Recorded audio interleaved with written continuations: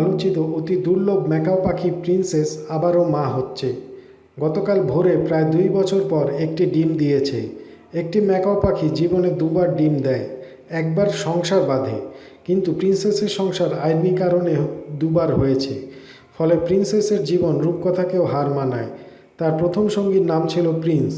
2010 সালে প্রতিপালনে ব্যর্থ হয়ে প্রিন্সকে তার মালিক ইকরাম সেলিম রাজধানীর 22/2 হাতিরপুলে অবস্থিত ফিকামলি পাখি চিড়িয়াখানার মালিক ডক্টর আব্দুল ওয়াদুদকে উপহার দেন। পরে পাখিটির একাকিত্ব কাটানোর জন্য ব্রাজিল থেকে আরেকটি মেয়ে পাখি নিয়ে আসেন ডক্টর ওয়াদুদ। নাম দেন প্রিন্সেস। একসঙ্গে থাকার কারণে প্রিন্স ও প্রিন্সেসের মধ্যে সখ্য গড়ে ওঠে। এরপর 2 বছরের মধ্যে তাদের সংসারে প্রথমবার 7টি বাচ্চার জন্ম হয়। এ সময় ইকরাম সেলিম আদালতে মামলা করে প্রিন্স পাখিটি ফেরত চান। নির্বাহী ম্যাজিস্ট্রেটের আদেশে 2013 সালের 3রা জানুয়ারি প্রিন্স ও প্রিন্সেসের সংসার ভেঙে যায়। প্রিন্সকে নিয়ে যান ইকরাম সেলিম। পরে ডক্টর আব্দুল ওয়াদুদ প্রিন্স এবং প্রিন্সেসের সংসার জোড়া লাগাতে মহানগর দায়রা জজ আদালতে মামলা করেন। পাখি সংসার রক্ষা নিয়ে মামলা বিশ্বে এক নজিরবিহীন ঘটনা।